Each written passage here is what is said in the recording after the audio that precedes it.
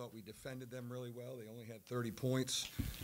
And this gentleman to my right jump-started us offensively. You know, it's one of the great performances in a Notre Dame uniform, really is, at a time when we really need a win against a good team. Boston College is a really good team, and I know they're tough here, so I'm really proud of our group. I mean, we're fighting and scratching and trying to stay alive in this thing. We do questions for Matt. Just wait for a microphone. Hi, Matt. Someone told me that you had committed here to Boston College. Could you just give us the short version how you ended up in South Bend?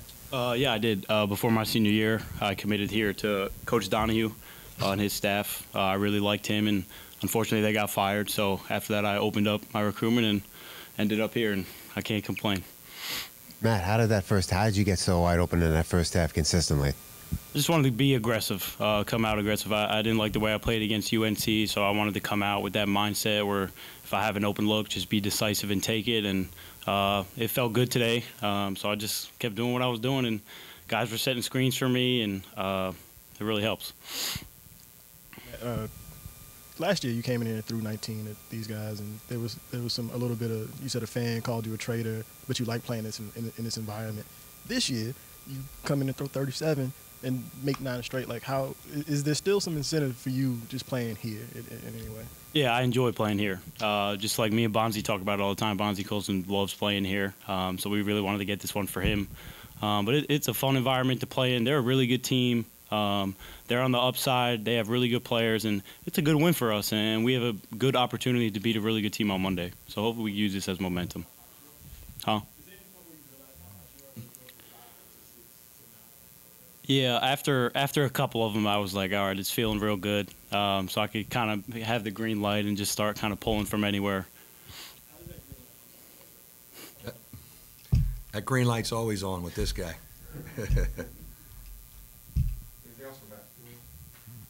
Sorry. You're talking about that, feeling it. I mean, is it like when people say, the hoop looks like it's, hula hoop up there?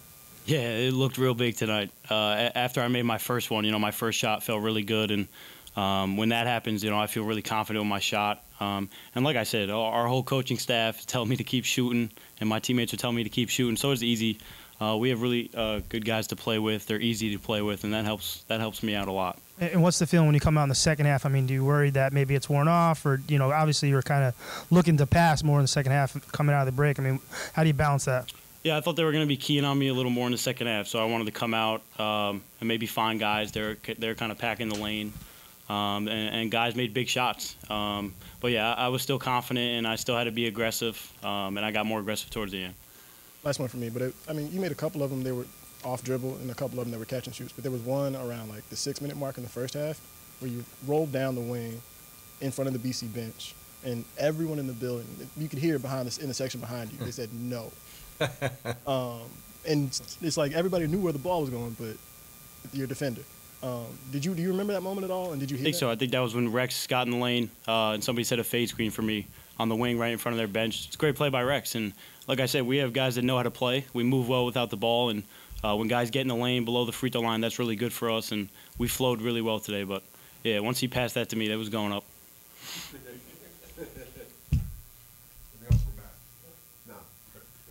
Thank you.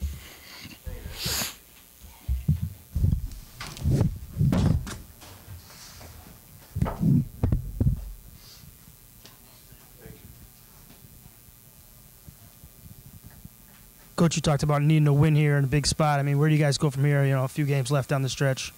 I told him when we got back from Carolina, I said, we've been on 3 Saturday, Monday swings. This is the third.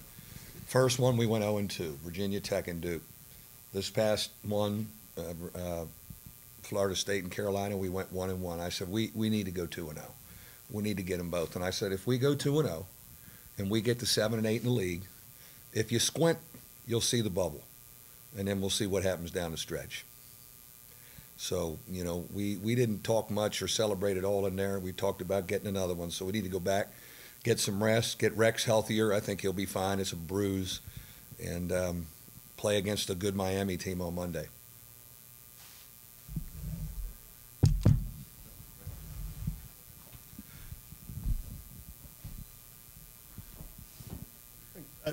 quick, I know you mentioned the green light, but as a coach, I know you have an offense that you want to run, but when somebody's hand is that hot, and some of it is off of plays and some of it is off his own creation, but how do you manage that as a coach? You just let them ride? Or?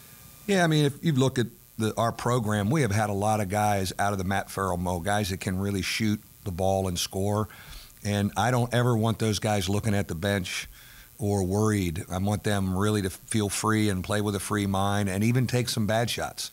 You know, I thought Matt Farrell early in the year wasn't shooting enough for us. Like, we need him to score.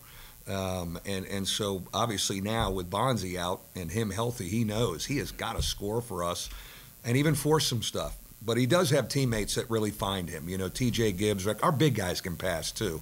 They're really good with the ball. So, you know, it's a group that knows how to play together on the offensive end. We've been efficient, really, the last 5 games. Even in our Carolina loss, we had 17 assists, 6 turnovers. Our guards didn't shoot it well, but we're flowing good offensively now, and maybe that can carry us into some territory that we yearn to get to.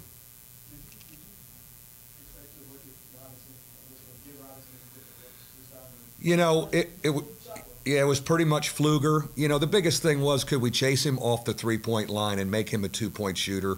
I felt we could score enough against them to absorb twos from him. But if he's going to make a bunch of threes, you know, we're in trouble. He is really a great guard. It's a great story. He's a heck of a guard. I don't know how he got off Tobacco Road, but BC did a heck of a job getting him up here.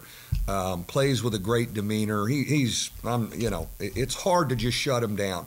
One thing we did do, and our big guys were great tonight, they hung around on any dribble exchange or ball screen where he came off, almost kind of a soft double team. They hung around till he gave it up to somebody else, and we just wanted somebody else to take a shot, and we got that enough tonight. At our place, we didn't, and he had 48. Luckily, we scored 96, or we're dead in the water at our place.